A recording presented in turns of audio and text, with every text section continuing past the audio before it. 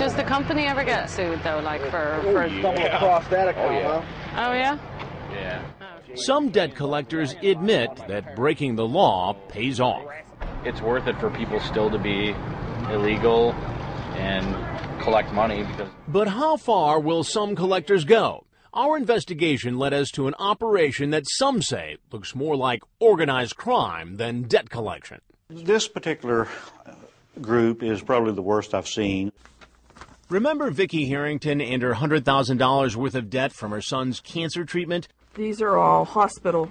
She's grown accustomed to nonstop collection calls.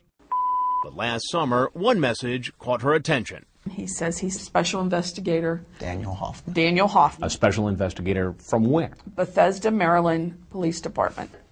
And he says there is a warrant issued for your arrest, Vicki Harrington. Investigator Hoffman told her the warrant had to do with an old $800 debt. Pay up, even just half, or else. He said I was issued a warrant and they were going to come and arrest me. And take you away in handcuffs. Mm-hmm. So I got off the phone and I cried. My son was scared to death that I was going to jail for something that I didn't even know anything about. We really didn't know what to do. We didn't know who to turn to. Across the country in Texas, another couple was getting similar calls with the same frightening news. So frightening, they still worry and asked us not to use their names. Last summer, they were expecting, with twins, when the messages started coming. Then you might as well pack your bags and grab your coat because the sheriff is coming to pick it up.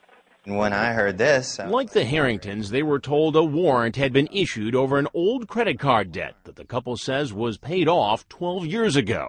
I've had 4 felony charges placed in my office against you. And it sure sounded like the police were already on their way. We're going to request enforceable injury if necessary. I need to know whether or not there are any weapons on the premises, ma'am. When I heard this, we both started crying. My husband was afraid he was going to go to jail. It was like frantic, grab the dogs, grab some food, grab some clothes, let's get out of here. Frightened and hiding in a hotel, the couple called a lawyer, John Fugate, for advice. Fugate suspected it was a debt collector posing as law enforcement, and he urged them to keep the conversation going. Most of the collection agencies that are engaged in these type of tactics will deny that they ever engaged in those kind of tactics, so a tape recording is always good evidence.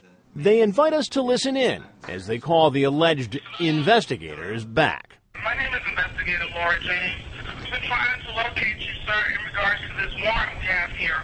The first woman they speak to says it's urgent they call someone named Hoffman if they want to avoid being arrested. That's the same name used by that so-called investigator who called the other couple, the Harringtons. You need to give Mr. Hoffman a call right now. So he tries to get Hoffman on the phone. Mr. Hoffman, I can help you. I'm actually calling to inquire about a warrant. The man on the other end says the warrant has already been issued. This is a nonviolent felony offense, sir. But he has the authority to stop it. Basically, sir, if you want to be arrested, I can give you information how you can make the payment. That way the warrant can be rescinded. So do I send the money to you? Who do I pay? No. Okay. Okay. I'm a collector, sir. Okay. The man calling himself Hoffman says he's not a debt collector and tells them to wire money to a lawyer who's handling the account. The choice, he says, is theirs. Pay up or get picked up. If you don't want to pay it, sir, that's fine. It makes no difference. It's just have you picked up. You said you were an officer? Who do you work with? What police station? I work with the Bethesda, Maryland Police Department, sir. We played that conversation to Dave Baker of the Montgomery County, Maryland Police Department, a district that includes Bethesda. All fraud, all fake, all lies. He says there is no Daniel Hoffman in this department, and Maryland law enforcement is not in the business of issuing arrest warrants for debt collectors. I believe it's a criminal syndicate. I'm dealing with the express wishes of the district attorney and the judge to sign up for the warrant here. That's pretty aggressive. They are using very aggressive tactics. It was strictly a shakedown. So who's behind this operation? We wanted to find out, but it's not easy. For starters, the calls look like they're coming from Maryland, but that's a trick. They're using computer software to mask their real location. That means they could be anywhere. You got pen and paper, sir? I'm going to give you the information. However, they did leave behind one clue. Western Union. In that phone call with the Texas couple, the so-called investigator told them to wire money to a lawyer. His name, Andrew Brisky. Attorney Andrew Brisky. And they were given an address for this attorney, which led us here to Depew, New York, just outside of Buffalo, which happens to be a national mecca for debt collection companies. Could this be the law office of attorney Andrew Brisky?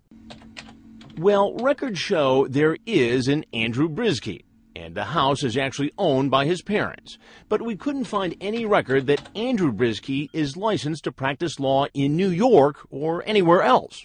So he may not have a law license, but he apparently has a driver's license and this car, which we tracked here to an office building in Buffalo.